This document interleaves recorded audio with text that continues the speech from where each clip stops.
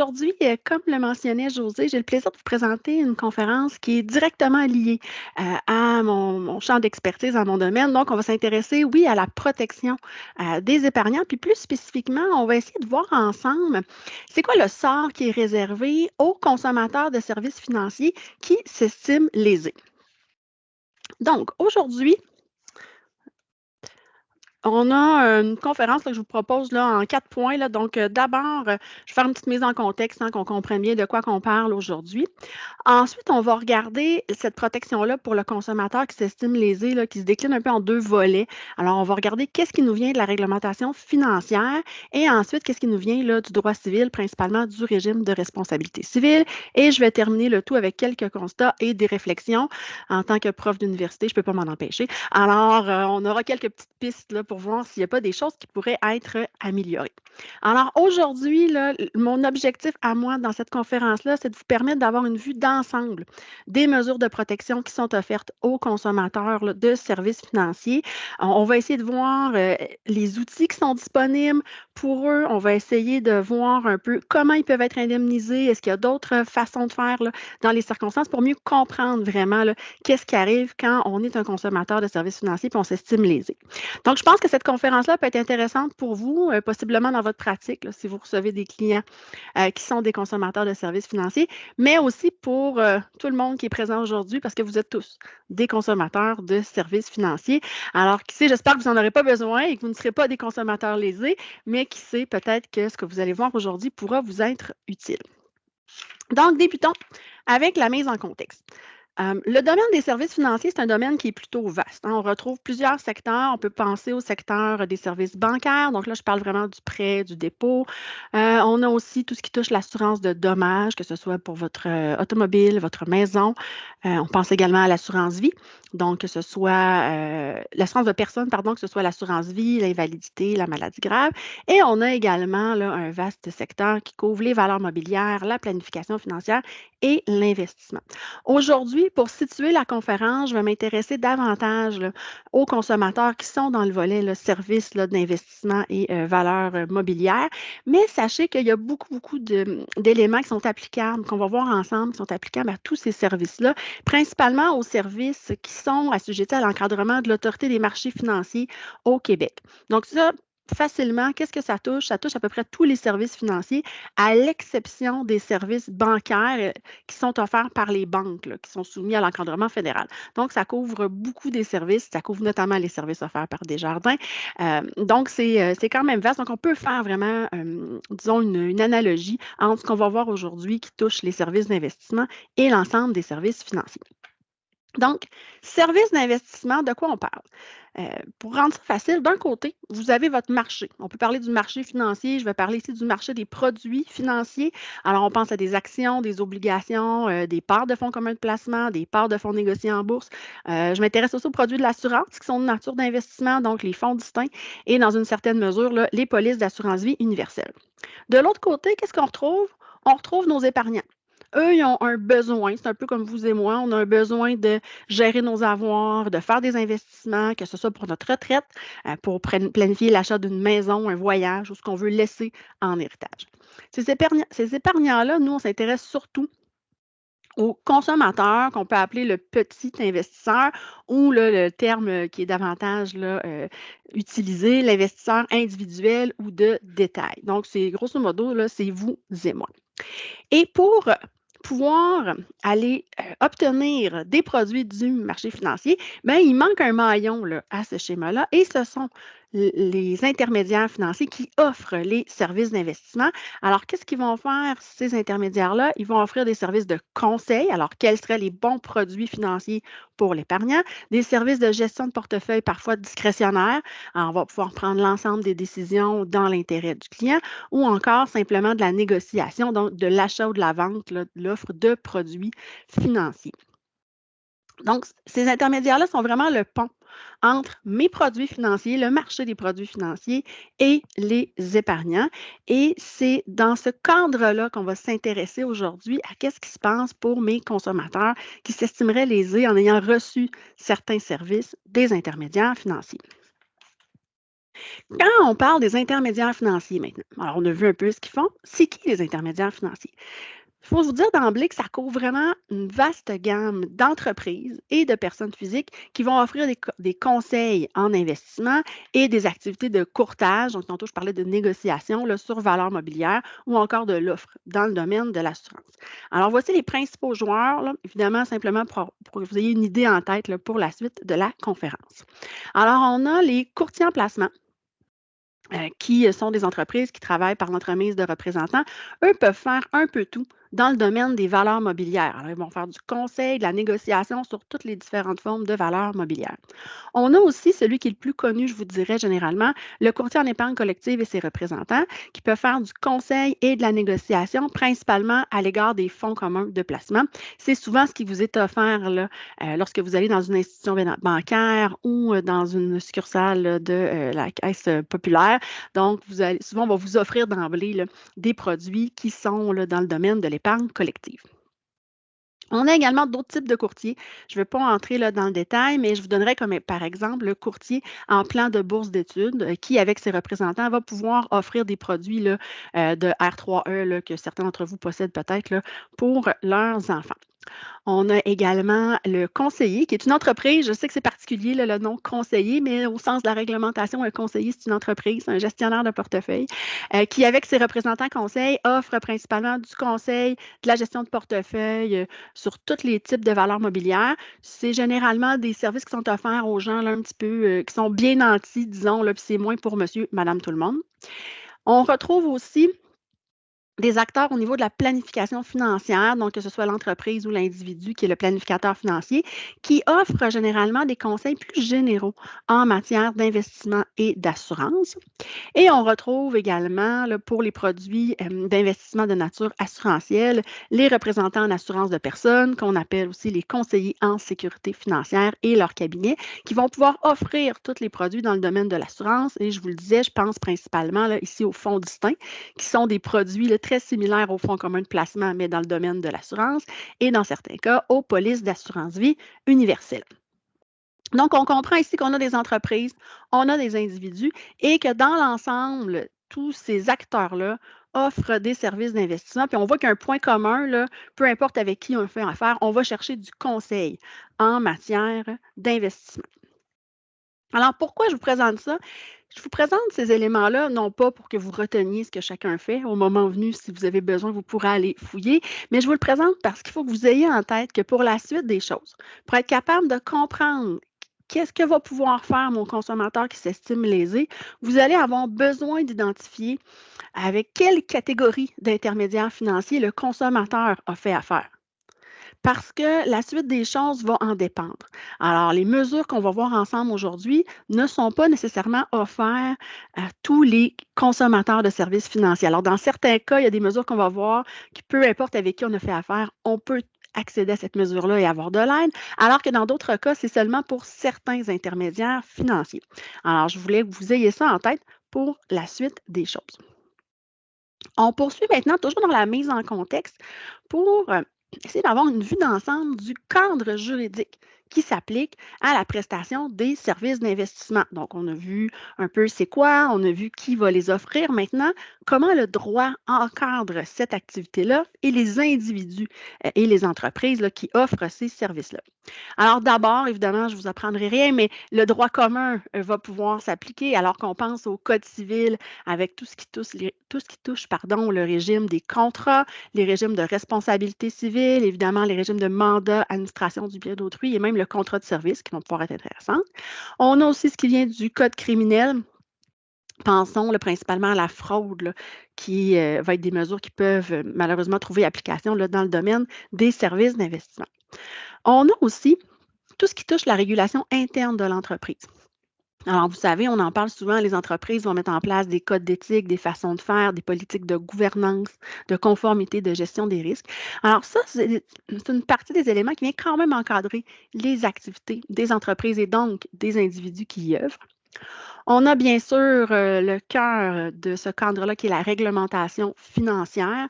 Alors, on a différentes lois, dont la loi sur l'encadrement du secteur financier qui s'applique vraiment à l'ensemble du secteur. Puis on a aussi des lois qui vont s'appliquer selon les intermédiaires financiers qui sont visés. Et finalement, pour compléter ce portrait, je vous dirais qu'il y a des normes d'autoréglementation qui sont aussi applicables dans le secteur des services d'investissement. Donc, normes d'autoréglementation, simplement vous dire que bien sûr, ça découle d'organismes d'autoréglementation qui sont reconnus dans le secteur. Il y a des organismes d'autoréglementation qui sont applicables, qui sont, disons, mis en place pour certains intermédiaires financiers. On aura la chance d'y revenir, mais donc c'est ciblé là, quand même cette application-là. Ce qu'il faut comprendre également, c'est qu'il y a des liens dans tous ces cadres-là. Donc, souvent, dans la législation financière et dans les règles d'autoréglementation, on va venir un peu dire à l'entreprise qu'on devrait retrouver dans sa régulation interne, dans ses politiques, dans ses codes d'éthique. Donc, tout ça là, vient former un tout. Un tout qui a un objectif, pas le seul, mais disons un objectif très fort, qui est celui de protéger le consommateur, l'épargnant, là, qui reçoit des services d'investissement. Alors, pour la suite de la conférence, ce qu'on va essayer de comprendre ensemble, c'est de voir d'abord qu'est-ce qui découle comme protection de la réglementation financière d'un côté, pour ensuite aller voir qu'est-ce qui nous vient du droit civil. Dernière petite chose pour vraiment bien mettre la table pour les mesures de protection. On parle depuis tantôt de protection des consommateurs, mais on n'a pas défini ce concept-là. Alors, bien simplement, sachez que quand on parle de protection du consommateur, bien sûr, on veut protéger le consommateur contre toutes les pratiques frauduleuses. Hein, on pense à la fraude, au détournement de fonds, etc., mais aussi aux pratiques qui seraient négligentes ou entachées d'incompétence. Alors, on veut mettre en place des mesures qui vont inciter mes intermédiaires financiers à agir correctement et on veut prévenir les manquements professionnels qui pourraient causer des préjudices aux consommateurs. Donc, ça, c'est un premier bloc qui forme la protection des consommateurs. Il faut ajouter à ça tout l'aspect minimisation du préjudice. Alors, si jamais les protections que j'ai mises en place, malheureusement, ne permettent pas d'empêcher tous les manquements professionnels ou tous les préjudices qui peuvent être causés là, aux consommateurs, eh bien, il y a possibilité d'avoir des mesures qui vont venir minimiser le préjudice qui est subi par ce consommateur-là. Donc, on voit vraiment qu'il y a deux volets à la protection des consommateurs. Il y a un volet qui est préventif et un volet qui est vraiment axé davantage sur la réparation. C'est sur le volet réparation aujourd'hui qu'on va porter davantage notre attention. Mais avant, peut-être une vision d'ensemble des mesures qui sont mises en place pour atteindre ces objectifs-là de protection, donc tant des mesures en matière de prévention que des mesures en matière là, de réparation. Donc là, j'ai repris, pour ceux à qui j'ai déjà eu la chance là, de faire une présentation ou que j'ai déjà eu dans mes cours, j'ai repris l'approche là, qui est au cœur là, de ma thèse de doctorat, qui est le Swiss Cheese Model. Donc, d'essayer de voir les mesures de protection comme des couches successives de protection qui, ultimement, si chaque couche fait son travail, bien, on n'aura pas en bout de piste un consommateur qui est lésé ou qui va avoir été lésé mais n'aura pas été indemnisé. Donc, c'est un peu comme ça que je veux vous le présenter là, rapidement aujourd'hui. Alors, d'abord, il y a l'éducation financière. On en parle beaucoup, donc je ne veux pas m'y attarder, mais c'est quand même un des éléments qui fait partie des mesures pour protéger le consommateur. On veut lui donner plus d'informations, on veut le sensibiliser, on veut l'informer sur, oui, les produits financiers, le marché, les intermédiaires. On veut aussi l'informer sur les mécanismes de règlement des différends. Donc, on veut vraiment avoir un consommateur qui en sait davantage. Et je vous dirais qu'à l'ère où surtout les jeunes consommateurs souhaitent investir de façon autonome, vont chercher un petit peu moins là, de conseils là, auprès des intermédiaires financiers, mais c'est encore plus important là, d'accroître ce volet-là d'éducation financière.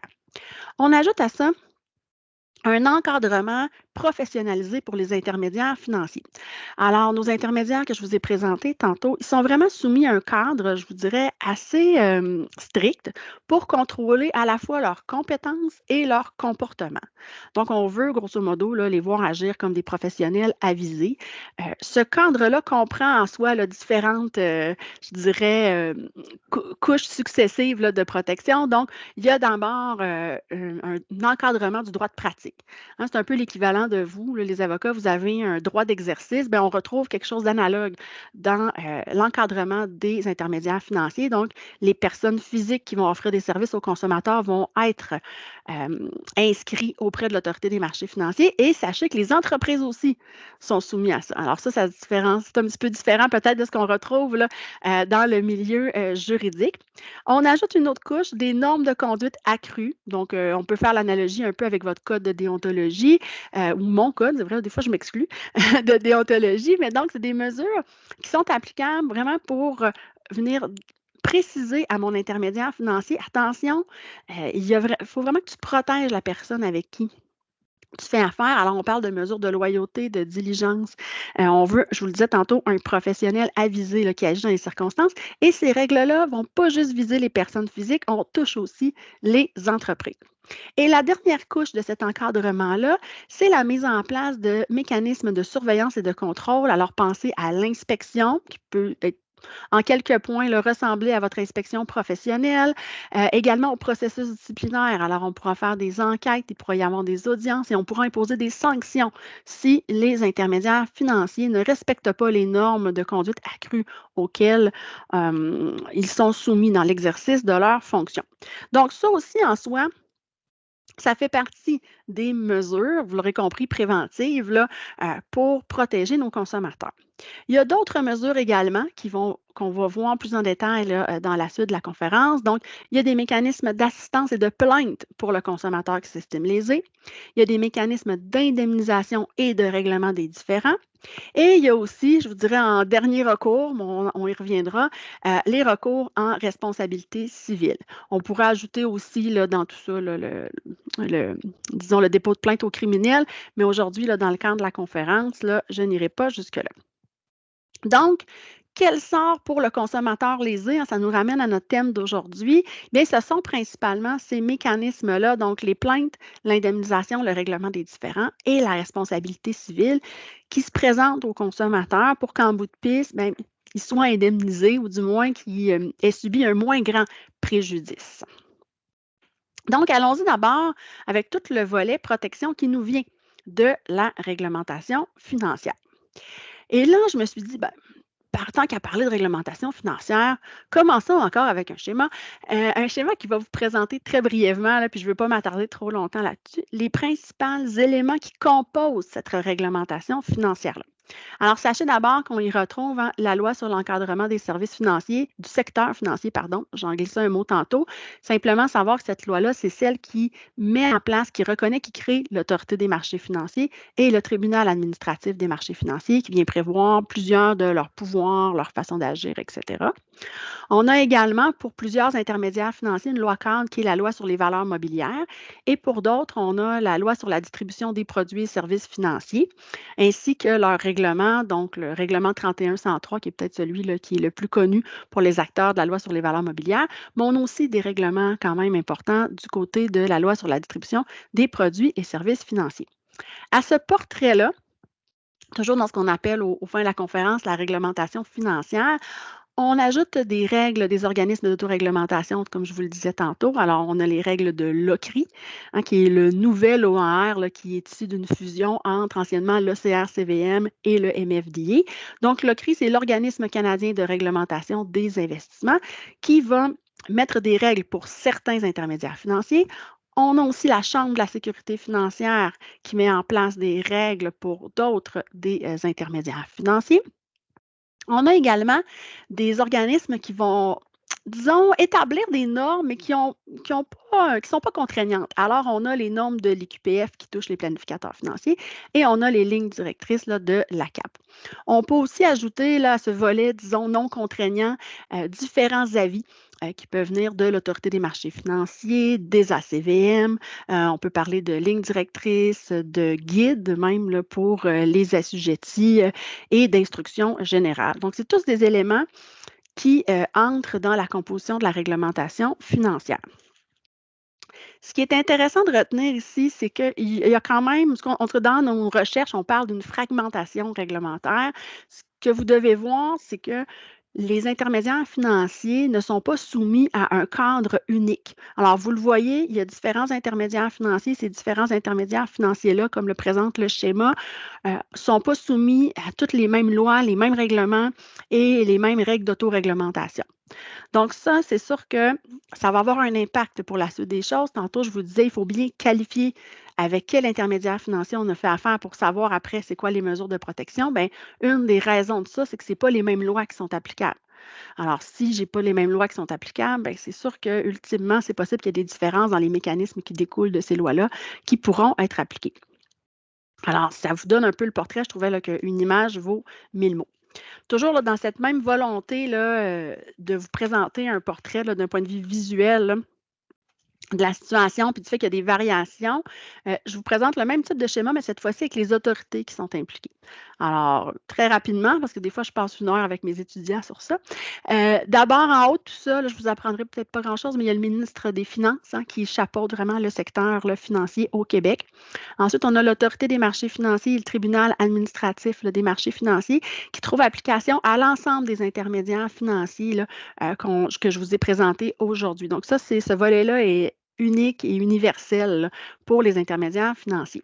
Là où ça se gâte, bien évidemment, j'ajouterai, excusez-moi, là, qu'il y a des organismes avec lesquels l'Autorité des marchés financiers va être en contact, va collaborer, notamment pour établir là, ces politiques-là, réglementaires.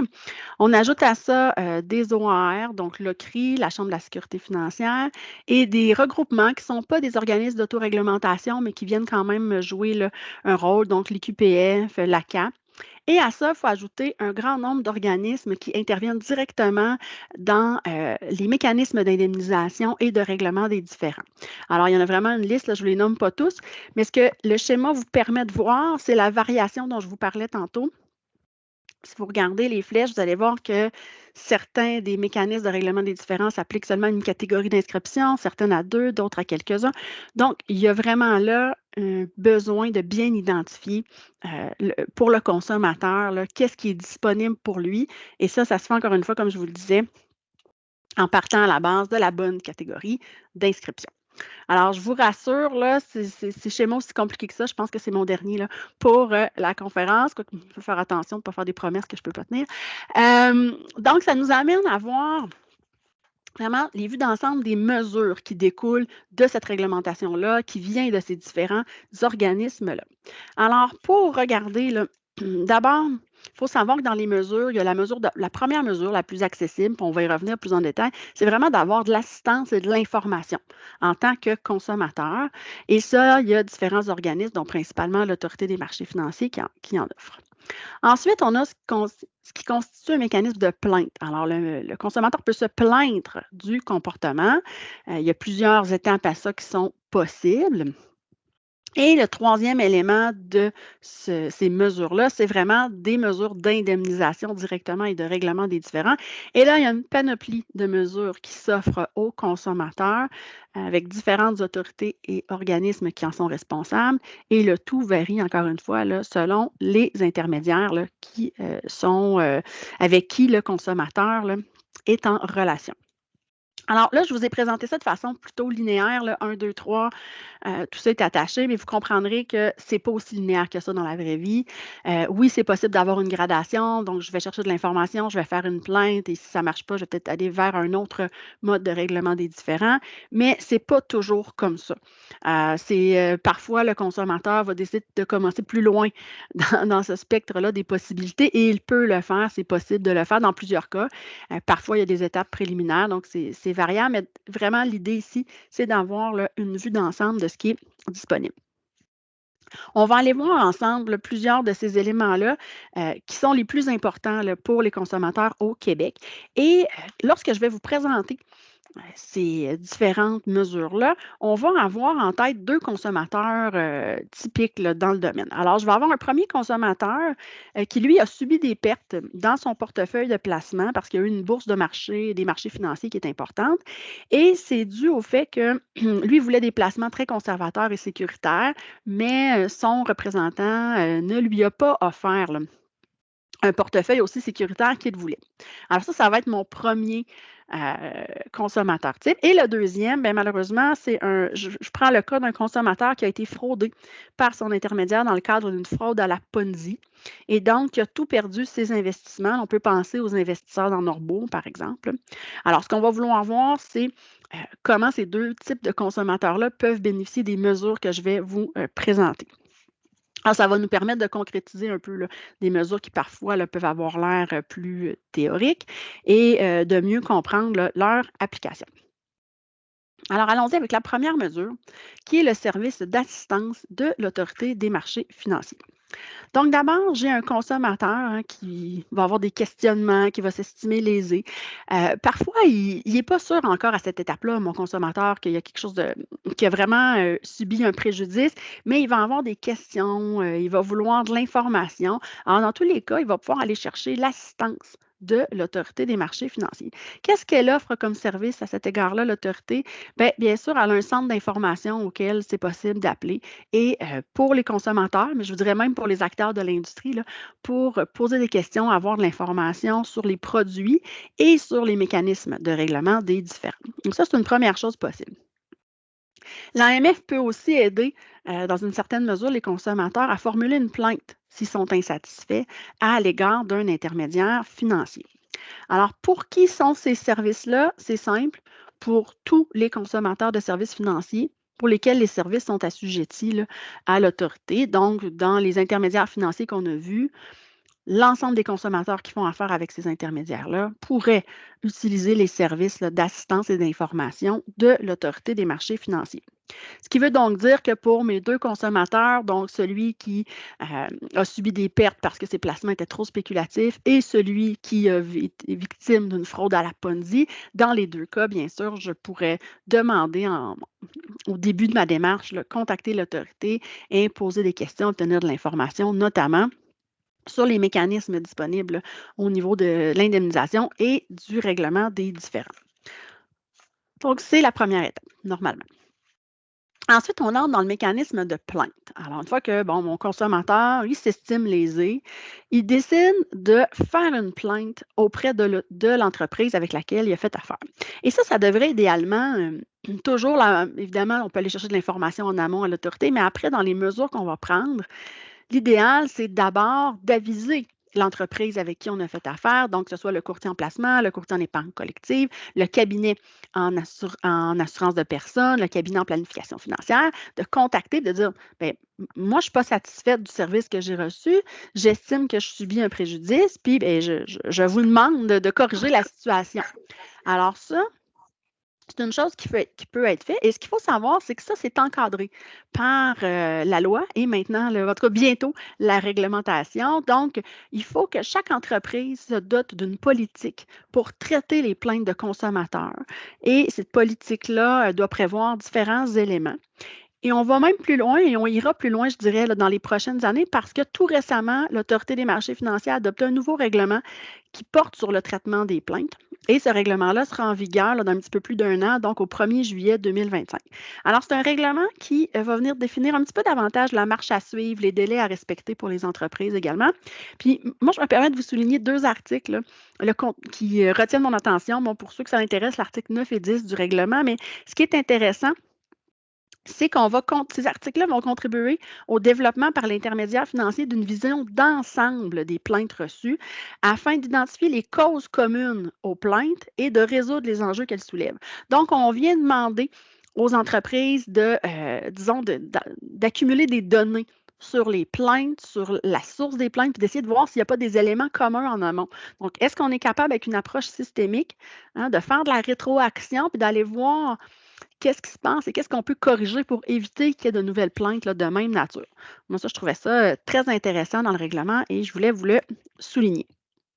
Donc, qui peut utiliser le processus de plainte? Encore une fois, c'est tous les consommateurs là, pour lesquels les intermédiaires financiers sont assujettis à l'Autorité des marchés financiers.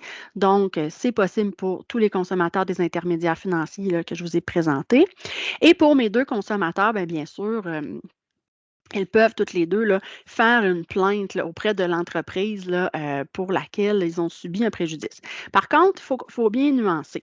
Dans le cas de mon consommateur qui se plaint d'avoir eu des placements trop spéculatifs et que ça a engendré des pertes, bien, ça risque d'être une voie plus intéressante là, d'aller faire une plainte à l'entreprise. L'entreprise est peut-être une grande institution financière, donc ça va faciliter le processus.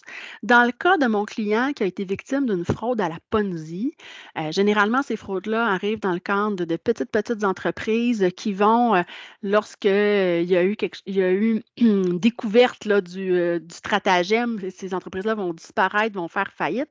Alors, ben, faire une plainte, ça peut devenir un peu impossible dans les circonstances auprès de l'entreprise parce que c'est possible qu'il n'y ait juste pas de structure là, encore en place là, de l'entreprise. Donc, c'est pour ça que je vais faire un bémol, c'est ouvert à tous, mais il y a certaines situations où ce ne sera peut-être pas possible de le faire.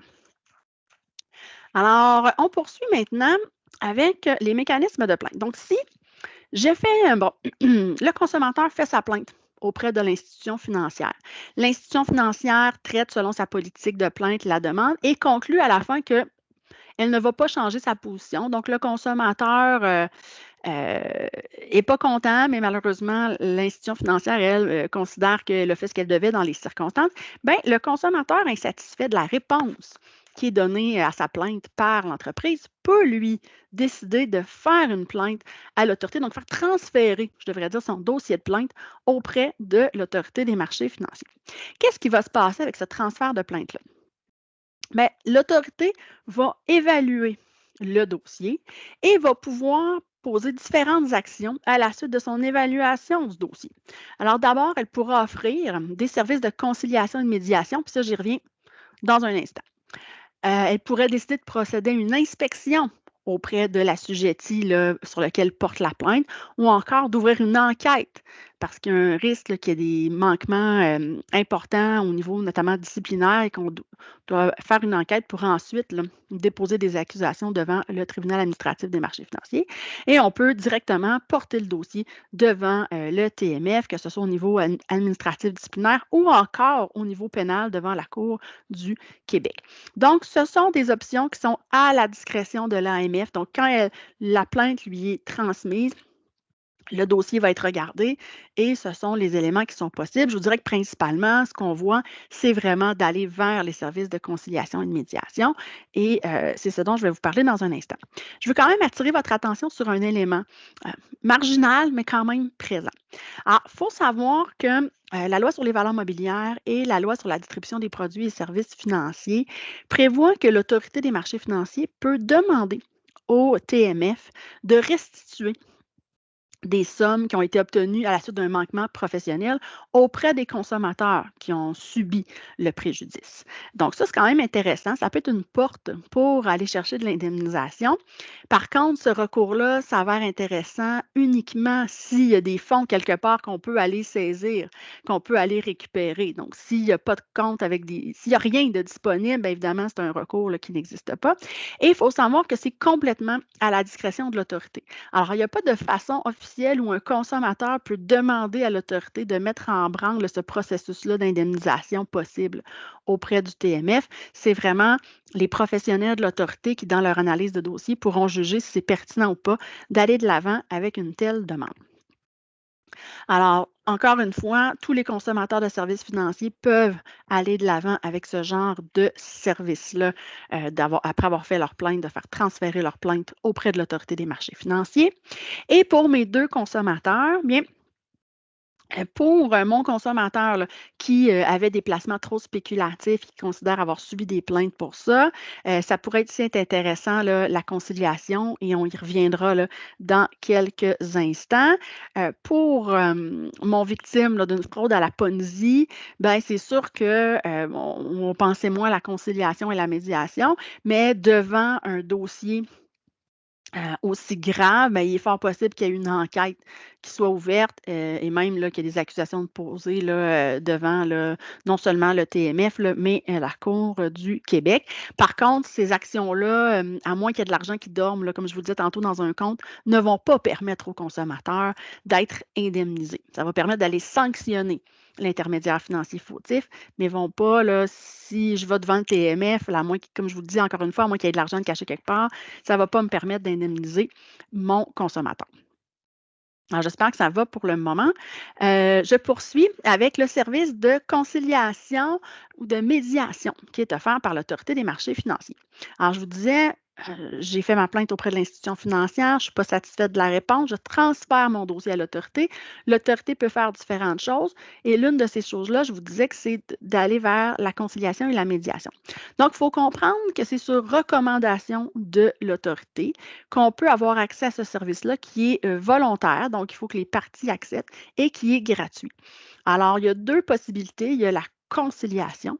La conciliation, j'ai mis en guillemets la médiation, mais c'est moins formel. C'est orchestré par un employé, là, un analyste des plaintes là, de l'Autorité des marchés financiers qui va regarder le dossier et qui va essayer de faire des appels pour rapprocher les parties. Alors que la médiation, normalement, ça se fait par un médiateur externe, donc ce n'est pas un professionnel de l'autorité. Et lui aussi, son rôle va être de tenter de rapprocher les parties pour trouver une solution. Alors, comment ça marche dans les faits? C'est que l'autorité va recevoir le dossier de plainte complet du consommateur, donc la plainte du consommateur, la réponse de l'institution financière, un ensemble de documents qui pourraient être pertinents. Donc, on peut penser, dans certains cas, au contrat d'assurance, à des photos pour démontrer les dommages, etc., etc. Et sur la base de ce dossier-là, les professionnels de l'autorité vont déterminer si, oui ou non, il peut y avoir une possibilité d'aller vers une conciliation ou une médiation. Principalement, là, c'est la conciliation généralement là, qui va être proposée. Et je trouve ça intéressant de vous dire que les étudiants qui sont maintenant là, au baccalauréat en droit ont accès à une clinique juridique en droit des services financiers qui s'inscrit à cet endroit-là spécifiquement des services offerts par l'Autorité des marchés financiers. Donc, les étudiants, je veux dire mes étudiants, vont vraiment faire l'analyse de dossiers là, avec l'appui là, de professionnels, de dossiers de plainte et vont faire des recommandations à savoir si on devrait ou pas là, aller en conciliation, en médiation. Je trouve ça intéressant de vous le mentionner. Je trouve que pour les étudiants, c'est vraiment une belle ouverture là, de formation pratique, certes, mais aussi une ouverture vers différentes façons là, de modes de règlement des différends, d'accès à la justice. Donc, voilà, on est très fiers. On a débuté ça en septembre dernier. Je voulais simplement là, vous faire un petit clin d'œil. Ça me permet aussi par la bande d'avoir une meilleure compréhension du service là, de conciliation et de médiation là, qui est offert là, par l'Autorité des marchés financiers. Donc, pour qui ce service-là? Bien, encore une fois, on est vraiment dans une offre pour tous. C'est pour tous les consommateurs qui auront d'abord fait une plainte, qui auront fait cheminer leur dossier auprès de l'autorité, mais c'est sur recommandation de l'Autorité des marchés financiers. Donc, si le dossier ne se prête pas à la conciliation, s'il n'y a pas vraiment si à la lumière de l'évaluation, on voit que le dossier là, ne se prête pas à ça, qu'il n'y a pas vraiment soit de préjudice du consommateur, etc., bien évidemment, il n'y aura pas de l'avant. Mais lorsqu'on va de l'avant, bien là, les services seront offerts et ils seront gratuits. Dans le cas de mes deux consommateurs, je vous le disais tantôt, pour celui qui avait des placements spéculatifs, qui a perdu parce que les marchés boursiers là, ont bougé, bien, la conciliation pourrait être intéressante là, pour faire valoir son point de vue auprès de l'institution financière. Ça va dépendre évidemment, là, c'est du cas par cas, mais je pense qu'ici, il y aurait une possibilité si l'entreprise accepte de participer, bien sûr, au processus de conciliation.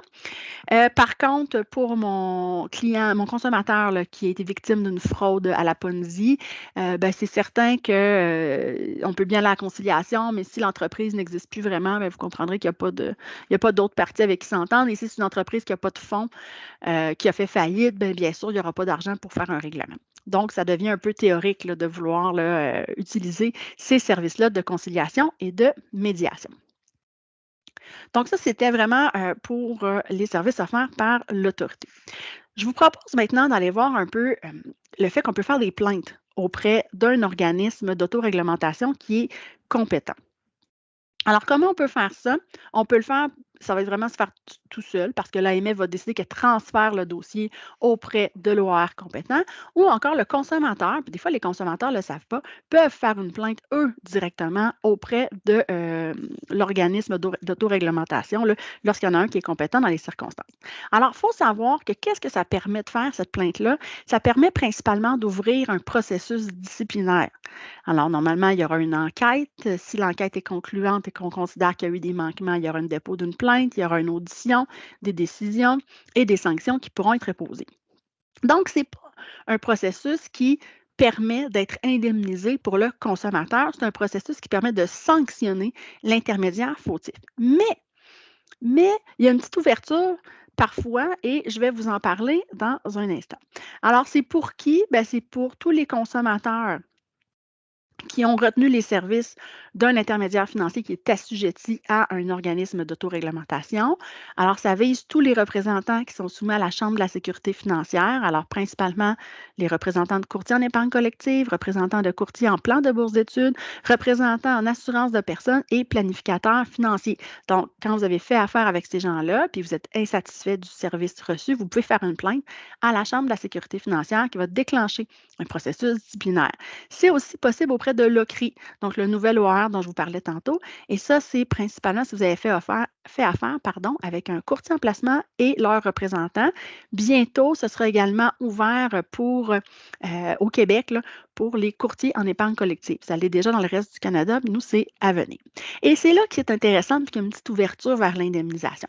C'est que l'OCRI prévoit dans ses règles que les parties peuvent, oui, aller devant une formation d'instruction pour qu'on impose une sanction, mais peuvent aussi faire une entente de règlement dans laquelle ils vont convenir ensemble, donc la formation, le personnel de l'OCRI qui va porter des accusations et l'assujetti, l'intermédiaire financier qui est visé, les deux pourraient s'entendre sur une entente de règlement dans laquelle ils prévoient des sanctions.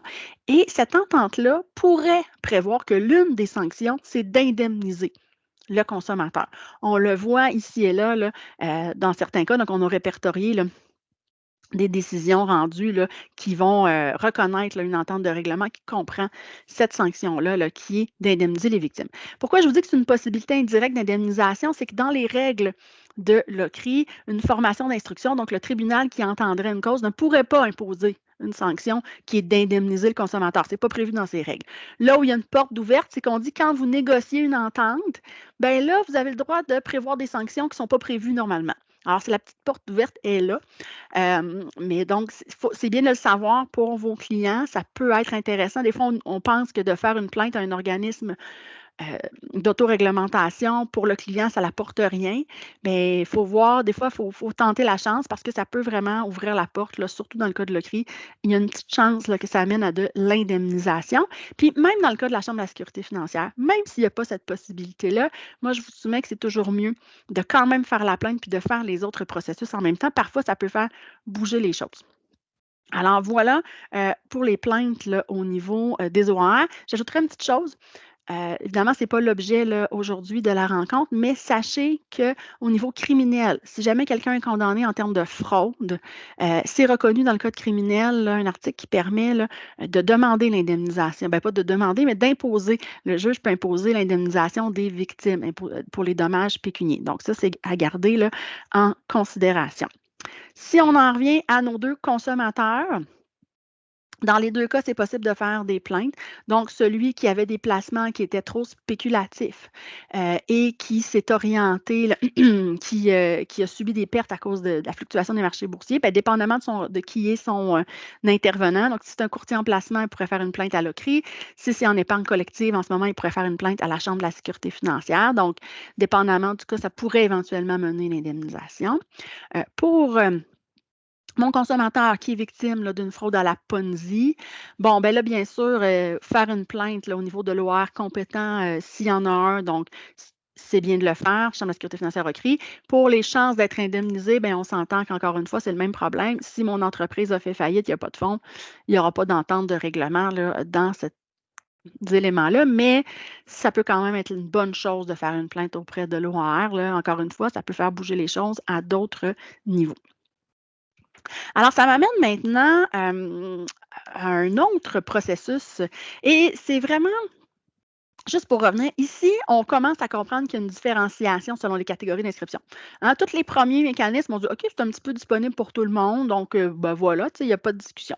Quand on tombe dans les plaintes des OR, évidemment, il faut que nos intermédiaires financiers soient membres des OR, et ça, on l'a vu précédemment, ce n'est pas tous les intermédiaires. Et là, vraiment, on entre dans je vais vous montrer deux autres exemples de mesures qui sont très ciblées, qui visent seulement certains intermédiaires. Le premier, c'est le processus de règlement de l'Ombudsman des services bancaires et d'investissement. Alors, qu'est-ce que c'est? C'est un processus vraiment de règlement des différends pour lequel là, le consommateur peut faire une demande.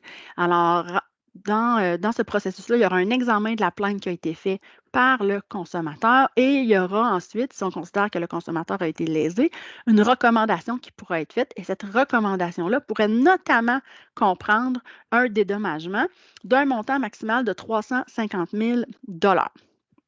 C'est un processus, par contre, qui est en participation volontaire. Donc, ça prend, il faut là, que l'assujetti veuille participer. Et il faut savoir que les décisions imposées, donc les recommandations, sont non exécutoires. Donc, l'OSBI va recommander, dans ce cas-là, le consommateur a été lésé, il faudrait l'indemniser pour 200 000 $, mais c'est tout. Alors, il ne peut pas faire imposer sa sanction, il ne peut pas s'assurer qu'on est de l'avant avec la sanction qui a été recommandée.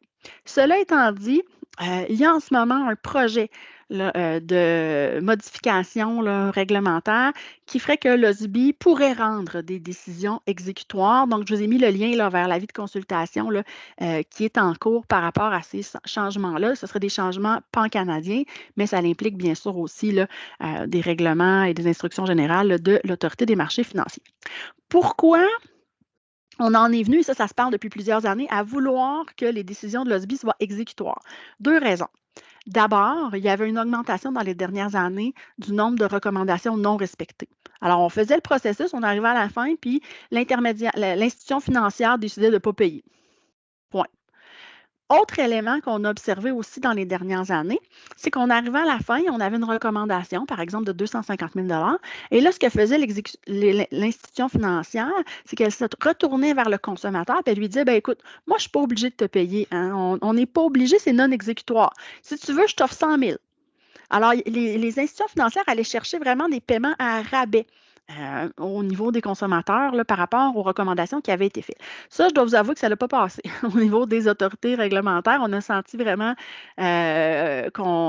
disons qu'il y avait un espoir là, que les intermédiaires s'auto-régulent, mais ce n'est pas ce qui est arrivé. Alors, c'est pourquoi là, que le projet de loi est projet de changement, pardon, là, est vraiment là, en cours de consultation et ça devrait mener vraiment là, à des changements qui vont faire que le SBI va rendre des décisions exécutoires, ce qui va couper l'herbe sur le pied là, aux firmes qui n'allaient pas de l'avant avec les recommandations ou qui essayaient d'obtenir des règlements à rabais.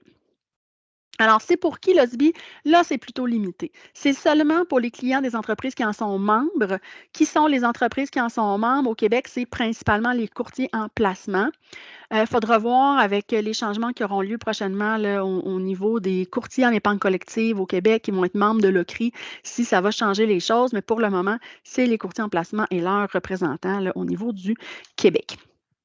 Donc, si j'en reviens à mes deux consommateurs, celui qui avait fait des placements spéculatifs, malheureusement, qu'on lui a fait faire des placements spéculatifs, qui a subi des pertes, bien, il pourrait, si la personne avec qui il a fait affaire, c'est un courtier en placement, puis un représentant de courtier en placement, il pourrait s'adresser à l'OSBI pour obtenir là, une recommandation là, d'être indemnisé. Pour le cas là, de mon consommateur qui a subi là, une fraude à la Ponzi, ben, encore une fois, on en revient à la même ritournelle, mais si c'est un courtier membre et si c'est un représentant là, de courtier en placement, ben, théoriquement, oui, on peut s'intéresser à l'OSBI, mais si j'ai une société qui a fait faillite, ben, il n'y a pas plus d'argent dans le compte là, pour payer l'indemnisation qui serait recommandée dans les circonstances. Dernière mesure que je veux voir avec vous là, de façon, disons, un peu plus détaillée, ce sont les fonds c'est le fonds, pardon, d'indemnisation des services financiers. Alors, qu'est-ce que ce fonds-là? C'est un fonds qui est géré par l'Autorité des marchés financiers au bénéfice de consommateurs lésés, mais il y a certains critères, pardon, à respecter. Alors, d'abord, ça vise qui? Ça vise les consommateurs qui sont victimes de fraude au sens large. Donc, on va inclure manœuvre de lesive, pardon, et détournement de fonds. Il faut que ces actes-là aient été posés par un intermédiaire qui est inscrit dans une discipline de la LDPSF ou encore dans deux domaines là, de la loi sur les valeurs mobilières. Bien simplement, pour les intermédiaires là, auxquels on s'intéresse aujourd'hui, ça vise qui? Ça vise le représentant de courtier en épargne collective, le représentant de courtier en plan de bourse d'études, le conseiller en sécurité financière, ça c'est mon représentant en assurance de personnes, et le planificateur financier. Donc, si c'est une de ces personnes-là qui a offert le service et que cette personne-là a commis une fraude, eh bien là, le consommateur va pouvoir accéder là, à ce fonds d'indemnisation-là. Dernier élément qui est intéressant de mentionner, c'est sans égard aux produits. Qui sont visés là, par la fraude en question. Alors ça, c'est intéressant parce que c'est un changement là, qui nous vient là, de quelques années maintenant. On a modifié le fonds parce qu'avant, il fallait que la fraude soit liée à un produit que l'intermédiaire pouvait distribuer ou pouvait conseiller. Vous aurez compris que le fraudeur, dans beaucoup de cas, inventait des produits. Donc, sa catégorie d'inscription avait rarement un lien direct avec le produit qu'il pouvait offrir versus la fraude qui était perpétrée. Donc, on a modifié le tout pour vraiment que les consommateurs là, soient mieux couverts par le fonds. Donc, ça, c'est vraiment une évolution là, qui est saluée là, pour la protection des consommateurs. C'est quoi la protection qui découle? C'est une protection de 200 000 donc par réclamation.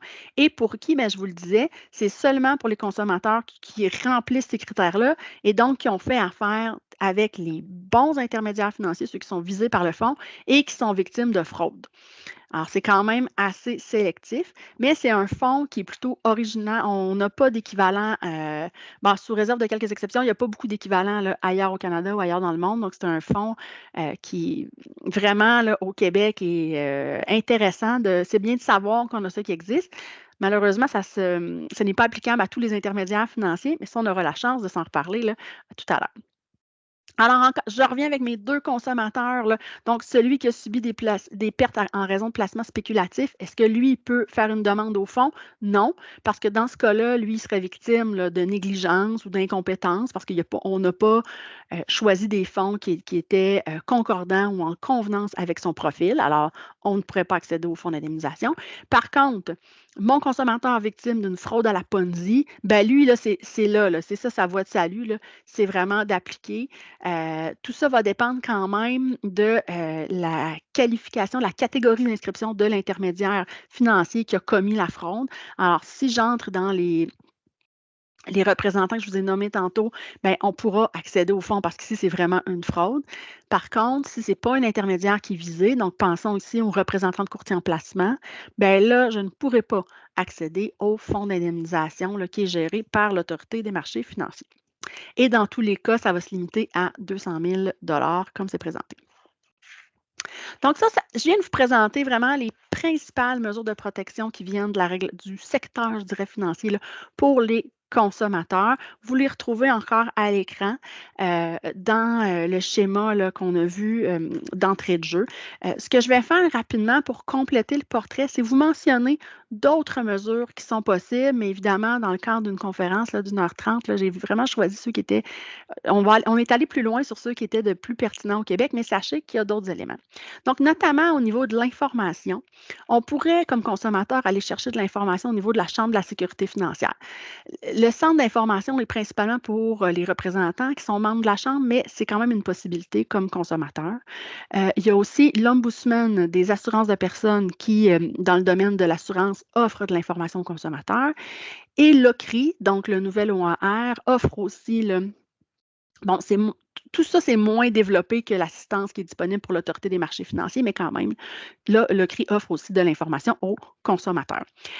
Maintenant, au niveau de l'indemnisation et des règlements des différends, on a encore une fois l'Ombudsman des assurances de personnes qui vient offrir un service de règlement des différends Et ça, c'est seulement pour les consommateurs qui ont souscrit à un contrat d'assurance de personne et la décision qui est rendue, donc une recommandation, par exemple, de dédommagement, elle est également non exécutoire là, pour l'Ombudsman des assurances de personnes, mais c'est une option de plus qui s'offre lorsqu'on est dans le domaine de l'assurance. On va ajouter à ça une mesure d'arbitrage qui est disponible pour les gens qui font affaire avec des courtiers en placement et des représentants de courtiers en placement. Donc, c'est dans le cadre de l'OCRI, mais c'est offert là, par le Centre canadien d'arbitrage commercial. Donc, c'est vraiment un arbitrage, là, comme vous le connaissez. C'est un processus qui est obligatoire et le dédommagement maximal qui peut être obtenu dans ce contexte-là, c'est 500 000 mais c'est très ciblé. Là. Pour les fonds d'indemnisation, je vous mentionne qu'il y a un autre fonds qui existe, qui est le Fonds canadien de protection des investisseurs. C'est un fonds qui est issu là, de deux fonds qui existaient là, lorsqu'on a fusionné les OAR, on a fusionné leurs fonds aussi. C'est un fonds d'insolvabilité. Alors, c'est applicable seulement au Québec pour les courtiers en placement. Ailleurs au Canada, ça couvre aussi les courtiers en épargne collective. Et c'est une protection contre les pertes financières qui seraient encourues par le consommateur en cas d'insolvabilité du courtier. Il faut vous dire que c'est un fonds qui est très peu utilisé. Là.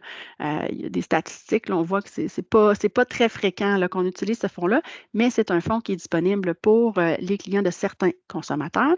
Et finalement, parmi les fonds, je tiendrais à ajouter là, Assuris, qui est disons, une indemnisation qui est possible là, pour des assurés, donc des gens qui ont des contrats d'assurance, lorsque leur compagnie d'assurance vie fait faillite. Alors, c'est une autre option là, qui s'offre aux consommateurs et ça permet de vous donner vraiment un portrait complet des mesures disponibles pour le consommateur qui s'estime lésé, qui découlent vraiment là, du cadre de la régulation financière et des autorités qui sont présentes. Je vous le répète encore une fois, c'est une vue d'ensemble et c'est pas linéaire comme ça. Donc, mais ça vous donne quand même un bon portrait, des bons outils qui sont disponibles pour notre consommateur. Moi, je trouve qu'il y a quand même beaucoup d'outils qui sont disponibles qui découlent de la réglementation financière. Essayez de penser simplement là, à un consommateur qui est mécontent là, du travail d'un concessionnaire automobile. Là. Il n'a pas accès à rien de tout ça. Pensez à quelqu'un qui a acheté ses électros là, ménagers là, dans une grande surface ou dans un magasin spécialisé. Même un client qui retient les services d'un avocat et qui n'est pas content. Ma compréhension, c'est qu'on n'a pas toutes ces mesures-là. Alors, il faut se dire que dans le domaine des services financiers, on a déployé là, de vastes ressources pour être capable d'offrir aux consommateurs qui s'estiment lésés des mesures là, pour être capable d'essayer de limiter les préjudices qu'il subit. C'est loin d'être parfait, mais c'est vraiment des mesures intéressantes. Puis, je vous proposerai tantôt en guise de conclusion, qu'est-ce qu'on pourrait faire pour bonifier le tout et améliorer encore davantage la protection des consommateurs dans le secteur. Lorsque ces mécanismes-là sont insuffisants, qu'est-ce qui reste aux consommateurs? Du moins, moi, je pense que ça devrait être fait dans cette étape-là. On devrait essayer de voir qu'est-ce qu'on peut faire avec ces services-là qui sont généralement, sous réserve d'une exception, là, gratuits ou en tout cas peu coûteux. Mais quand ça ne fonctionne pas, des fois, on peut se retourner vers le régime de responsabilité civile, donc devant les tribunaux, que ce soit les petites créances ou, bon, souvent, ça va être des montants plus élevés que pour les petites créances, mais quand même, là, devant les tribunaux là, de droit civil.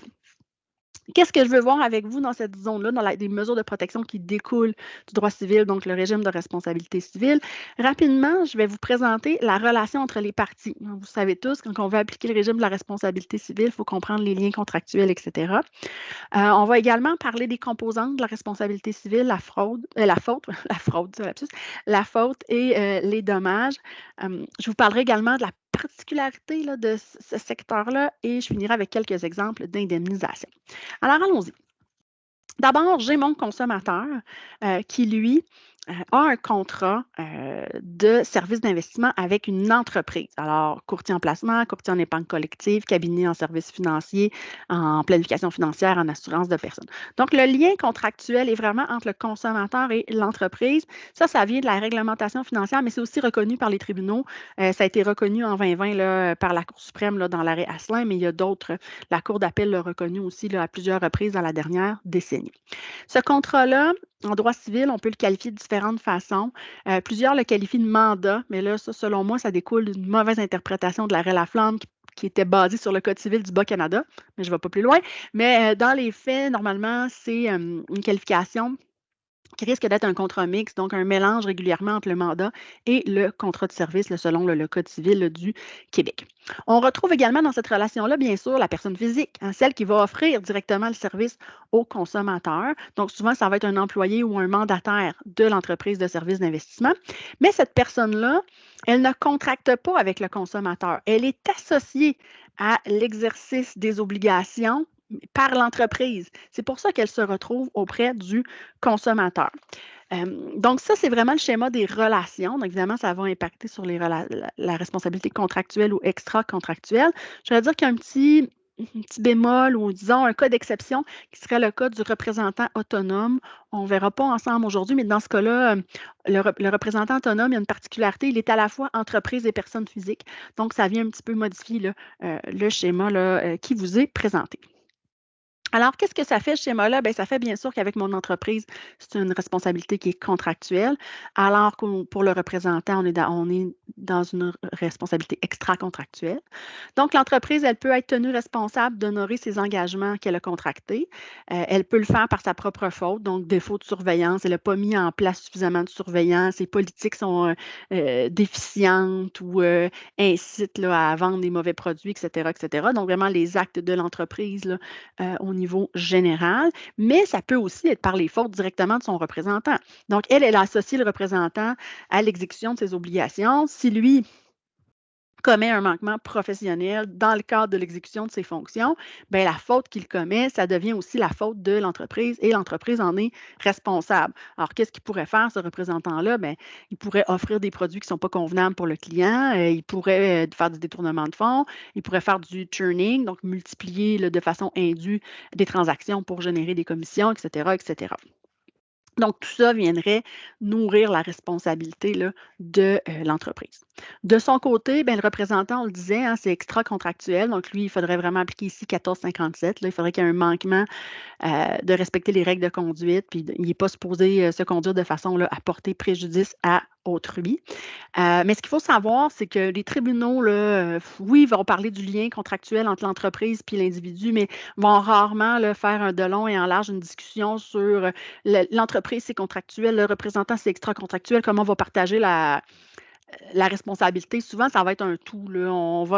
On veut couvrir large quand on veut protéger le consommateur et souvent, on va vouloir absolument retenir la responsabilité des entreprises pour avoir un deep pocket defendant, donc avoir quelqu'un qui a des sous autour de la table pour pouvoir indemniser le consommateur au besoin. Mais même si les tribunaux ne font pas nécessairement toujours cette distinction-là, je pense que c'est important de mettre les bonnes bases quand on réfléchit au recours en responsabilité civile. Alors, quelles fautes les intermédiaires peuvent-ils faire pour engager leurs responsabilités, tant les entreprises que les actes des représentants? Bien, ça va se faire généralement lorsqu'il y aura une violation des normes de conduite auxquelles ils sont soumis. Je vous le disais tantôt, il en découle quand même pas mal de la réglementation financière. Et on a aussi nos principes qu'on ne met pas de côté, de droit civil, les obligations qui découlent du mandat, du contrat de service. On peut aussi penser à toutes les obligations de bonne foi. Alors, les manquements les plus fréquents, souvent, ça va être un manquement au devoir de renseignement, au devoir de loyauté et au devoir de diligence. Le devoir de renseignement, c'est vraiment de donner la bonne information sur les produits qu'on distribue. On est vraiment dans l'information, on ne l'oriente pas, on n'est pas dans le conseil, vraiment dans donner de l'information sur les risques qui touchent les produits, encore sur la rémunération qu'on va recevoir ou sur les frais qui sont liés au produit. Donc, si vous prenez ce produit-là, pour le retirer d'ici 2 ans, il y a des frais, Donc, ça, c'est vraiment de l'information. Quand on ne donne pas l'information qui est nécessaire au client, bien, on commet une faute. Devoir de loyauté. Le devoir de loyauté, c'est que les intermédiaires, tant les entreprises que les individus, doivent agir de manière à donner la priorité c'est quand même grand, la priorité aux intérêts du client. Ce qui veut dire que normalement, dans la prise de décision des entreprises et des individus par rapport au placement du client, ce qu'on va lui offrir, ce qu'on va lui recommander, ce qu'on va faire, bien, on devrait penser d'abord aux besoins du client plutôt qu'à notre rémunération ou aux profits qui vont être engendrés par l'entreprise. Vous me direz que ce n'est pas toujours aussi simple que ça, mais c'est quand même ce qui est prévu.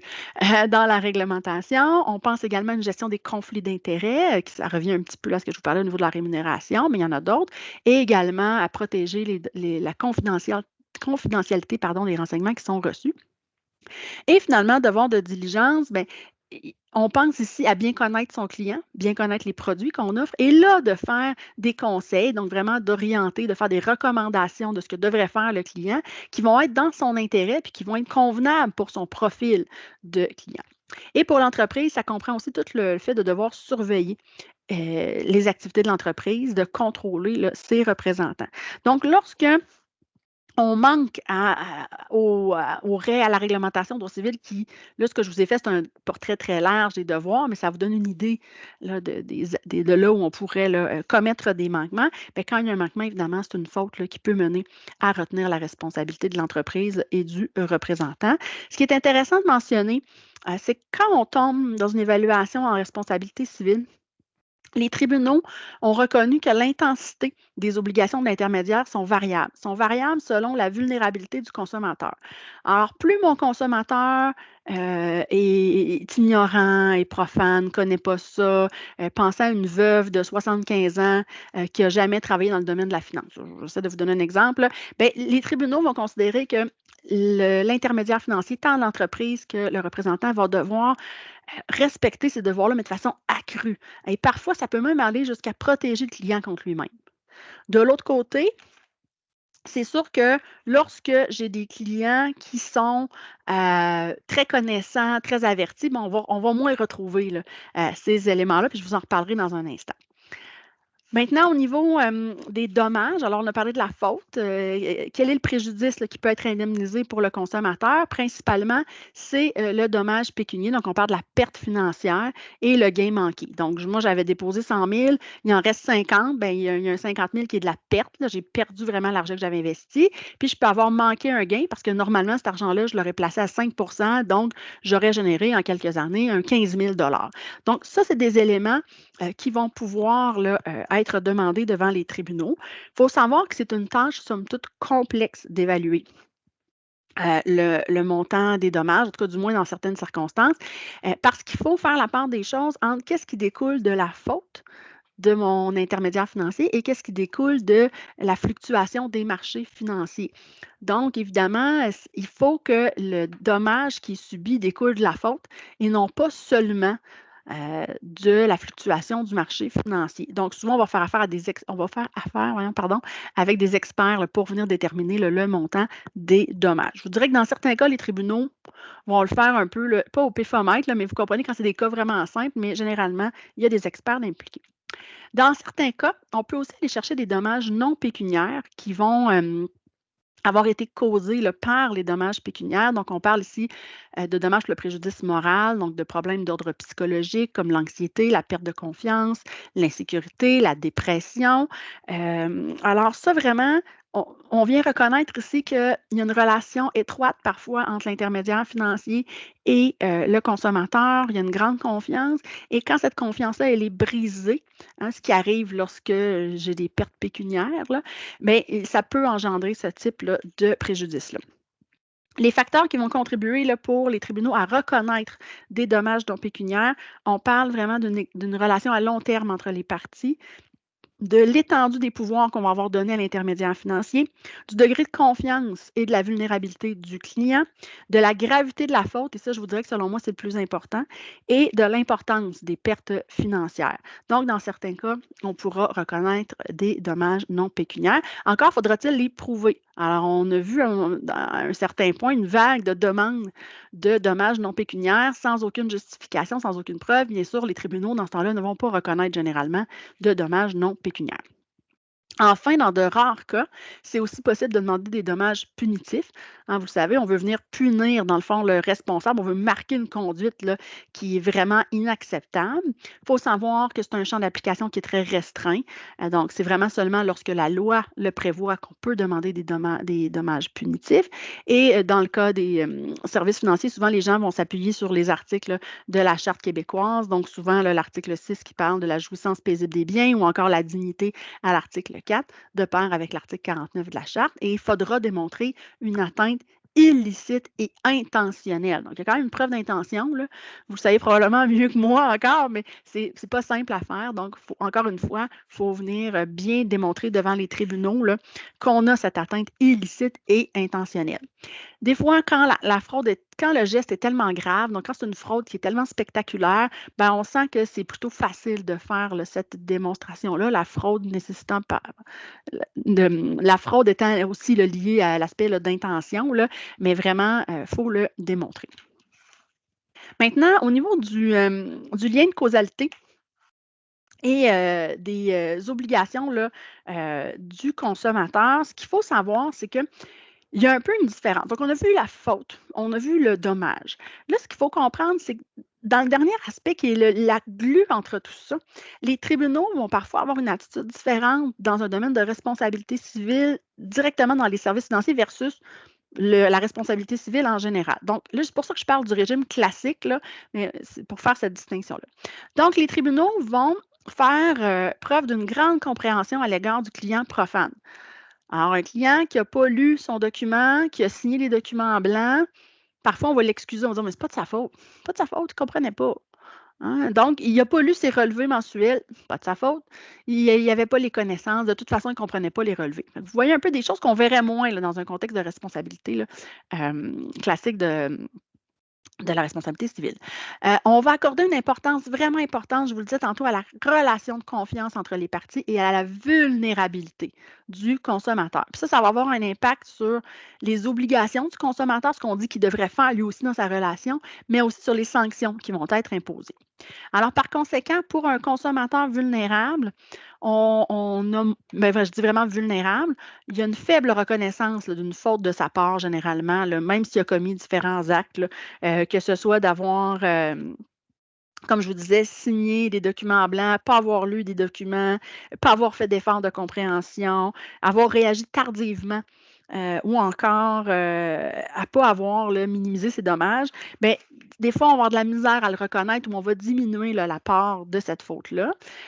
On exige généralement peu au niveau de l'information et de l'effort de compréhension. Il y en a un, mais disons que les tribunaux, quand les gens sont vulnérables, sont assez compréhensifs à ce sujet-là. Et on va aussi, lorsque les clients sont vulnérables, ne pas considérer qu'on a ratifié les transactions en ayant vu les relevés bancaires ou encore le fait qu'on ne les a pas contestés. Donc, il y a vraiment une différence pour le client vulnérable. C'est la même chose pour l'obligation de minimiser ses dommages. Bon, je ne vous lirai pas un extrait de l'affaire Laflamme de la Cour suprême là, qui est bien connue sur ce sujet-là, mais on nous parle du lent éveil là, des clients. Donc, les clients, ils ne comprennent pas ce qui se passe dans le domaine des marchés financiers, ne sont pas aptes à adéquatement, au bon moment, prendre acte qu'il y a un problème et agir pour minimiser leurs dommages. Donc, c'est un peu ce que la Cour suprême nous dit là, dans l'arrêt Laflamme. Ici, je dirais qu'il y a un petit élément à garder en tête, c'est que c'est vrai pour mon consommateur vulnérable. Lorsque mon consommateur n'est pas vulnérable, lorsque c'est un client averti, actif, qui dit quoi faire, ah oui, je veux prendre des placements risqués, qui est réceptif aux stratagèmes, parfois, je dirais même douteux ou vouloir mettre ces choses à l'abri de l'impôt. Là, je pense aux décisions, là, Robitaille, Mazzarolo, UP, là, des années, là, disons 2010 à 2015 à peu près. Là. Donc, dans ces cas-là, c'était des hommes d'affaires aguerris ou des gens connaissants. La Cour n'a pas été très réceptive là, à leur tentative de se faire passer pour des consommateurs vulnérables. Puis là, évidemment, je ne les connais pas personnellement, donc je ne peux pas confirmer ou pas, mais donc la Cour n'a pas été réceptive aux explications données. Et là, pour ne pas avoir lu des documents ou signé des documents blancs, on a dit que c'était de l'insouciance, c'était de la grossière négligence. Pour ne pas avoir fait un effort minimal de compréhension, on a dit que ça n'a pas de bon sens. C'était des hommes d'affaires expérimentés. Ils devaient mettre les efforts nécessaires. Et par rapport aux réactions tardives, on a dit, bien, dans le fond, c'est que vous avez accepté les transactions. C'est comme si vous aviez ratifié les transactions que vous jugez comme étant non acceptables en ce moment. Donc, voyez-vous, quand c'est un consommateur averti, on n'a plus cette protection-là de la Cour. Donc, c'est quand même à garder là, en tête dans les circonstances, mais je trouvais ça intéressant là, de vous le mentionner. Donc, quand on a vraiment un consommateur vulnérable, tout le régime de la responsabilité civile est teinté par ça et ça peut venir affecter tant au niveau de la faute que du dommage qu'on va donner, que de la façon dont on va reconnaître là, les obligations du consommateur puis le lien de causalité là, dans tout ça. Donc, encore une fois, tant tantôt, je vous disais, pour l'intermédiaire financier, les obligations qu'il a envers le consommateur sont d'intensité variable selon la vulnérabilité du consommateur. Ben, c'est aussi vrai par rapport au consommateur lui-même.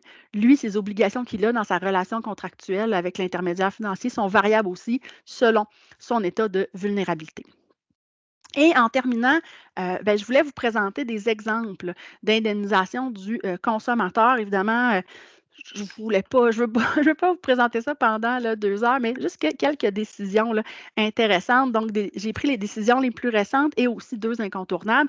Je ne vous présente pas tout ça, là, inquiétez-vous pas, mais je veux d'abord attirer votre attention sur le fait qu'on constate une tendance à la baisse des recours en responsabilité civile dans le domaine des services d'investissement depuis la dernière décennie. Significativement à la baisse, je dirais.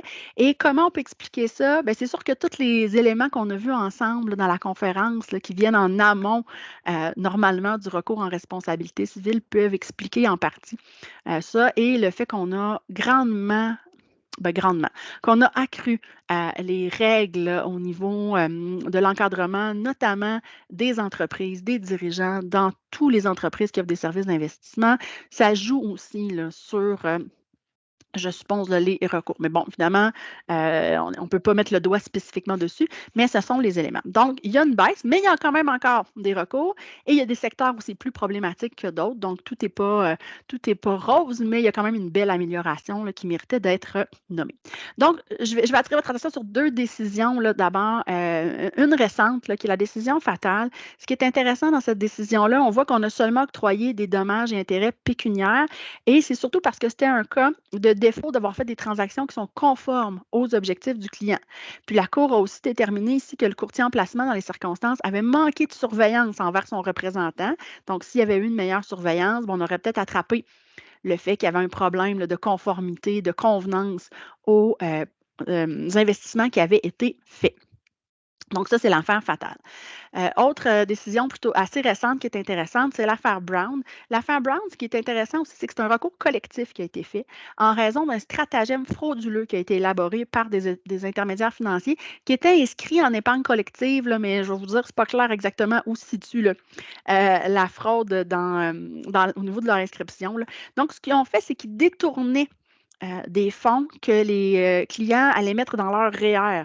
Alors, ils convainquaient les gens là, de mettre l'argent dans des compagnies, puis c'est eux qui contrôlaient les compagnies, donc évidemment, détournaient le fonds, mettaient l'argent là, dans leur poche. Donc, dans ce cas-là, dans le recours collectif, la Cour a bien sûr indemnisé d'où le montant aussi élevé, là, indemnisé là, les clients qui étaient visés là, pour leur perte financière, donc des dommages et intérêts pécuniaires, mais elle a aussi reconnu qu'il y avait des dommages ici là, non pécuniaires qui devaient être remis, donc dépendamment du montant de la perte qui avait été encaissée par les gens. Donc, si c'est en bas de 10 000 ou en haut de 10 000 là, ce n'est pas les mêmes montants. Donc, ceux qui avaient des pertes plus grandes que 10 000 ont eu droit à 25 000 en dommages non pécuniaires, alors que ceux qui avaient des pertes inférieures à 10 000 égal ou inférieur, pardon, avait droit à 10 000 Donc, c'est quand même intéressant, là, ces éléments-là. Vous avez d'autres décisions donc, qui sont d'intérêt. Là, je vous ai mis les principales jusqu'en 2011. Fait qu'on voit qu'il n'y a pas tant de décisions que ça, là, où il y a vraiment beaucoup là, de dommages là, qui sont octroyés. Là. Je vous ai mis les principales là, jusqu'en 2014-2011. J'ai mis aussi Marc Ariane, qui est un cas exceptionnel, vous le savez, là, exceptionnel. C'est-à-dire que c'est un cas de fraude assez là, important là, qui implique à la fois l'entreprise, la CIBC, et le représentant. Donc, dans ce cas-là, on a eu un gros stratagème frauduleux pour essayer de demander aux clients de garantir des comptes de clients qu'ils ne connaissaient pas. On a fraudé, on a exécuté les garanties. Donc, dans ce cas-là, on a reconnu là, qu'il devait y avoir finalement des dommages pécuniaires, des dommages et intérêts non pécuniaires et même des dommages punitifs. Et finalement, l'arrêt Laflamme, qui est l'arrêt clé de la Cour suprême, qui n'est pas tant au niveau de la fraude, davantage au niveau de la négligence, mais qui tend vers vraiment un manquement au devoir de loyauté quand même. Là. Donc, dans ce cas-là, on avait des placements qui ne convenaient pas clairement là, aux besoins du client et il y a eu des dommages pécuniaires qui ont été accordés. Alors, ce que je veux vous montrer, c'est que les décisions Brown, Matt Thompson, Gestion HC et Marc Ariane, c'est des décisions que j'ai répertoriées dans les dernières années dans lesquelles on a imposer non seulement des dommages pécuniaires, mais aussi des dommages non pécuniaires et ou punitifs. Et ce que je veux mettre en évidence, c'est que dans ces décisions-là, ce sont tous des cas où il y a eu de la fraude qui a été faite. Donc, on comprend bien que lorsqu'il y a de la fraude, il y a une ouverture davantage à aller chercher du non pécuniaire et du dommage punitif. Dans les autres cas qui sont présentés là, donc Long, Matt Jacob, Racicot, c'est des cas davantage qui sont liés au manquement au devoir de diligence. Donc, on a mal conseillé, on n'a pas conseillé les bons produits, on ne connaissait pas bien notre client, mais on n'est pas vers un manquement intentionnel qui se rapproche de la fraude. Et donc, tout ce qui a été reconnu, c'est des dommages et intérêts pécuniaires. Alors, ça m'amène à ma conclusion. Alors, ça nous a permis de faire un petit tour de la responsabilité civile et des mesures qui découlent de la réglementation financière. Donc, j'espère dans un premier temps que j'ai réussi à vous montrer une vue d'ensemble des protections, des outils qui sont disponibles pour les consommateurs qui sont lésés. Et ce que je vais faire avec vous, c'est vous présenter en terminant certains constats et quelques pistes de réflexion qui pourraient, on ne sait pas, nourrir l'évolution du droit dans le secteur.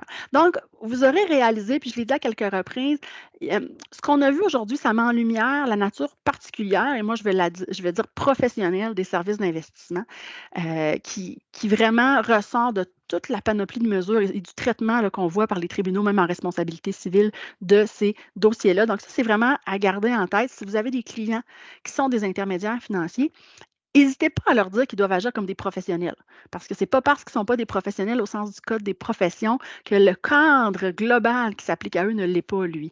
Alors, et vous pouvez même dire ça aux entreprises, aux dirigeants d'entreprise. Donc, c'est important de bien comprendre la nature des services. Autre élément qui m'apparaît ressortir clairement de cette présentation-là, c'est qu'il y a de la confusion possible pour le consommateur, puis j'ai envie de dire aussi pour les acteurs de l'industrie. Confusion, pourquoi? Bien, d'abord parce qu'on a une myriade de procédures, de possibilités pour eux d'avoir des mesures de protection. Alors, des fois, c'est quoi? C'est le bien et l'ennemi du mal. Il y a vraiment beaucoup, beaucoup de choses qui s'offrent à eux. C'est difficile de bien communiquer toutes ces possibilités-là. Donc, pour un consommateur qui n'est pas nécessairement accompagné ou qui ne sait pas où aller, bien, il pourrait ne pas bénéficier des mesures qui s'offrent pourtant à lui. Donc, ça, pour moi, c'est un enjeu. L'autre élément, il y a vraiment un questionnement à faire au niveau de toute la variation qui se passe dans la protection qui sont disponibles pour les intermédiaires financiers. Tous les intermédiaires financiers qui sont encadrés par la réglementation financière offrent des services de conseil en investissement. J'en ai présenté un grand nombre. Bien, pourquoi les consommateurs qui font affaire avec ces gens-là n'ont pas droit à tous les mêmes protections? Alors ça soulève un questionnement et c'est une confusion, encore une fois, qui est possible. Donc, le consommateur, il ne sait pas, lui, que s'il fait affaire avec un courtier en épargne collective, il est couvert s'il y a de la fraude, mais s'il fait affaire avec un courtier en placement, il n'a pas accès au fonds d'indemnisation s'il y a de la fraude. Il y a d'autres mesures, mais il n'y a pas celui-là. Donc, ça, pour moi, c'est quand même un souci. Autre élément de la confusion, c'est la variabilité dans la façon dont les tribunaux, au niveau de la responsabilité civile, vont décider dans ces dossiers-là. Donc, je vous le disais, si j'ai un consommateur vulnérable, on tend vers une façon d'appliquer le droit qui est favorable au consommateur. Mais si j'ai un consommateur qui n'est pas vulnérable, bien là, des mêmes gestes, des mêmes actes ne sont pas traités de la même façon pour décider ou pas s'il y a responsabilité de l'entreprise et du représentant dans les circonstances. Donc, ça aussi, il y a une certaine incertitude, donc il y a une variation là-dedans qui peut amener de la confusion. Maintenant, qu'est-ce qu'on pourrait faire pour bonifier le cadre en place? Je vous dirais tout de suite, mes propositions touchent principalement le cadre qui découle de la réglementation financière. Je n'ai pas la prétention de réformer le régime de la responsabilité civile. Donc, première chose, je pense que le fonds d'indemnisation qui est géré par l'Autorité des marchés financiers, dans les cas de fraude, devrait idéalement s'appliquer à toutes les catégories d'inscriptions que je vous ai présentées aujourd'hui. Je comprends que ce n'est pas simple, qu'il y a des enjeux financiers, mais je pense que ça protégerait mieux l'ensemble des consommateurs. Et je soulève aussi le questionnement, 200 000 qui est la limite du fonds, qui est établi depuis plusieurs années. Peut-être qu'il faudrait songer à l'indexer. En tout cas, les choses évoluent, donc il faudrait peut-être voir à ça. Ensuite, moi, ça, c'est une mesure que je mentionne depuis toujours, puis je sais qu'il y a des gens qui sont très réfractaires à ça, mais je pense que pour aider le consommateur, puis pour éviter de dédoubler les procédures, on devrait donner aux OAR qui sont compétents, donc la Chambre de la sécurité financière et l'OCRI, la possibilité, lorsqu'ils imposent des sanctions, d'imposer l'indemnisation des victimes. C'est quelque chose qui est possible aux criminels, j'en ai parlé tantôt, alors je ne vois pas pourquoi on se priverait de mettre en place un mécanisme de la sorte là, dans nos tribunaux là, qui sont des organes pour faire du droit disciplinaire là, dans les OAR. Alors, je soulève cette possibilité-là, puis je pense que ce serait vraiment une mesure forte pour les consommateurs. On pourrait seulement indemniser les dommages pécuniaires. On n'est pas obligé de se rendre aux dommages non pécuniaires ou aux dommages d'intérêt punitifs, bien sûr, mais il y aurait quelque chose à faire avec ça. L'autre élément, mais qui va se régler par lui-même, ce serait de rendre là, les décisions de l'OSBI exécutoires. Je vous le disais, c'est quelque chose qui va arriver sous peu. Ce qui pourrait être intéressant, c'est que l'OSBI soit applicable à plusieurs catégories d'inscription. Pour le moment, ce n'est pas quelque chose qui se discute. Et finalement, bien, comme au Québec, on a un mécanisme exceptionnel mis en place par l'autorité, qui est le mécanisme de conciliation et de médiation, qui est fort intéressant, qui est offert à tous les intermédiaires financiers, donc aux consommateurs qui font affaire avec tous les intermédiaires financiers. Bien, pourquoi pas réfléchir à des façons de rendre ce processus-là exécutoire en bout de piste? Donc, commencer avec quelque chose qui est non exécutoire, puis transformer. Donc, c'est pour ça que je parle de MED-ARB, donc médiation, arbitrage. Mais ça, je lance cette possibilité-là dans l'univers. Et je sais qu'il y a des réflexions là, qui ont lieu en ce moment, mais donc, ce sont tous des pistes de solutions. Vous aurez compris que je n'arrive pas là, avec un livre complet pour les définir, mais je pense que c'est des choses qu'on pourrait réfléchir pour bonifier la protection des consommateurs. Alors, en guise là, de vraiment dernier mot, là, je veux vous mentionner que si vous avez un intérêt pour le droit des services financiers, n'hésitez pas à suivre les activités là, du LABFI, donc le laboratoire en droit des services financiers. C'est notre raison d'être. Hein. Nous, ce qu'on fait, j'en suis la directrice, mais avec mes collègues, les étudiants, notre objectif, c'est de faire des activités d'enseignement, de recherche et de diffusion du savoir en droit des services financiers. Alors, n'hésitez pas. Et je vous annonce en primeur que nous aurons un site web fonctionnel d'ici quelques jours. Alors, ce sera fantastique. Vous pourrez trouver tout ce qu'on fait, nos publications, nos formations en rediffusion asynchrone, alors, etc. Donc, c'est à venir dans quelques jours. Et je vous dirais qu'il s'en vient 3 éléments à ne pas manquer. Donc, un livre qui va sortir sous peu aux éditions Yvon Blais, qui reprend une partie là, de la présentation d'aujourd'hui, donc droit des services d'investissement, encadrement des intermédiaires financiers et protection des épargnants. Pour les intéressés, je vous inviterai à notre midi-causerie qui va porter sur le système bancaire ouvert. Donc, midi-causerie, c'est une formule en ligne qui ressemble beaucoup là, à ce que vous propose là, le jeune barreau, et c'est des événements de vulgarisation. Donc, on n'est pas, si vous voulez une conférence scientifique, ce n'est pas pour vous. C'est vraiment vulgarisation. L'objectif, c'est que les étudiants, les gens qui y participent sortent de cet événement-là et comprennent c'est quoi le système bancaire ouvert. Alors, moi, je l'anime, j'ai des experts sur la question qui vont être là pour vous. Et finalement, je vous invite à rester à l'affût. On veut mettre nos étudiants en valeur. Alors, on leur organise un colloque au mois de mai prochain. Ce sera un colloque qui offrira de la formation continue. Donc, les détails sont à venir. Mais si jamais dans votre entourage, vous avez des étudiants au cycle supérieur qui s'intéressent aux services financiers, dites-leur de déposer leur candidature.